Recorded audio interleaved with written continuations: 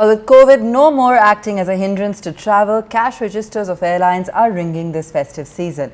If you're thinking of traveling this Diwali, get ready to pay a bomb. The prices of air tickets have shot up 40% in many sectors. One of the highest increases in flights is especially to smaller towns. To talk more about these trends, let me welcome on board Neeraj Singh from Thomas Cook India, as well as Aditya Agarwal, CFO at ClearTrip. Neeraj, let me get a sense from you on what you're observing as a key trends this festive season when it comes to travel. Yes, thank you very much. This festive period is very different than what happened in last 2 years in 2020 and 2021. And this time around in 2022, the mood is the best. The fear of COVID, the fear of travel, fear of getting infection is the lowest in last 2 years. Hence, considering the mood and the surge in demand and capacity coming full in Indian skies, we've seen the demand considerably going high, and we expect this season to be a bumper season for the airlines as well as hotels. Keeping in mind that, and especially after the flight capping has been removed from in India, the fares have surged anywhere between 35 to 40% to key routes in India, and not only to the metros but tier 2 and tier 3 towns as well. As we expect, thousands of people to travel to their homes, especially and for holidays during Diwali period. And I also must add, the festive period in India is broadly, not all regions, all zones travel in the same period. For example, for Eastern India, the festive season is typically Durga Puja period, where hundreds of the travelers from east of India, they would like to take their vacation or holidays during Durga Puja period, typically which starts from say 25th of September and goes up till 10th of October. So this is the biggest season for East India to travel.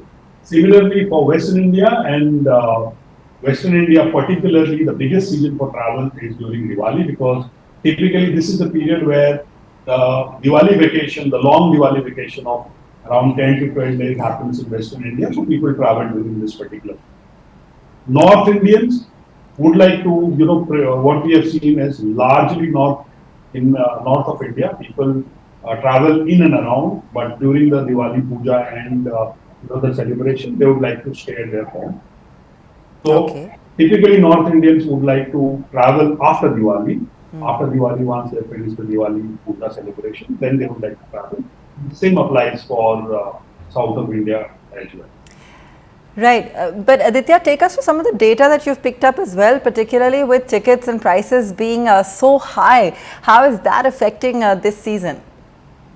So I don't think, the airlines. Anyway, Diwali is seasonally a peak season for travel, right? And over the years, we have always seen that fares do increase during Diwali, because for the simple reason that airlines are confident of filling up their planes, their load factors go up, and in anticipation of that itself, the fares go higher.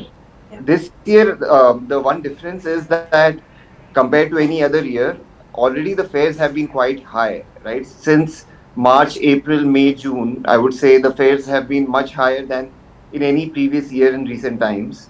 And that's because the oil price has been high and because of global macroeconomic factors. So, what actually we saw was that from August onwards, fares actually started coming down as the oil price was coming down. And now, again, in anticipation of Diwali, fares have gone a little higher. But on balance, given September till June, July, they are not bad. It's a good deal. Good deals are available today if you are able to book early. Okay, interesting. Sorry, Neeraj, you were also saying something with regards to the ticket prices. Yes. So I think it is a timing. We, want travelers should plan the trip very smartly, and there are, if they tend to choose the peak timings, the weekends, naturally the demand will be very, very high. But if the plan can be tweaked, if the working days can be chosen, and the the flights which are in the, the daytime or in the night, the red-eye flight, if they can be, if they are chosen, then the flight fares are still in range, and we haven't seen a drastic increase in those fares. So I think it needs a little bit of smart planning and smart tricks. People, we would like to suggest to people and to avail the great deals. Okay. What are some of the more popular destinations? Aditya, let me come to you on that. Where are people traveling? Are we seeing a surge to small towns? Is that because more people are going back home? What's the trend that we're observing? So we see Diwali is a season where a lot of personal travel and travel back to friends and family increases as compared to say business travel or even destination travel that comes down. So a lot of travel that we see is people going back to their hometowns. A lot of flights in tier one and tier two towns are going full. From metro to non-metro is a leg that has really picked up during this time period. Would you agree, Neeraj, that that's perhaps the reason for the price surge on metro to non-metro routes, or is it a capacity issue?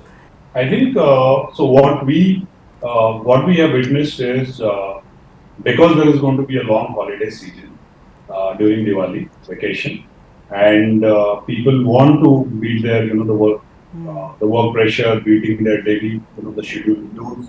People people are traveling to destinations like Kashmir. People are traveling to Himachal. People are booked their holidays to Goa. Yeah. We are seeing a tremendous demand for Andamans. We are seeing a very good demand for Northeast. We are seeing a strong demand for Rajasthan. And we are also seeing strong demands for religious circuits like, Kashi, the Varanasi. There is a product like you want to celebrate, Diwali in Kashi, because that's where you have millions of diyas which are lit. The city, the traditional city, the religious city is completely lit up. And people are also extending their trips to Ayodhya because Ayodhya featured continuously for last 2 years, creating a Guinness Book of World Records for the largest number of diyas being lit during Diwali. So I think overall, not only the personal travel, but coupled with the holiday season and people having the lowest level of risk of infection and almost like a COVID-free environment, we are seeing a tremendous demand not only for personal travel but also for leisure travel. All right, so it's a bit of both, according to Neeraj. Great speaking with both of you today. Thank you so much for joining us for an insight into what's happening this festive season. If you like the video, do like, comment, share and subscribe.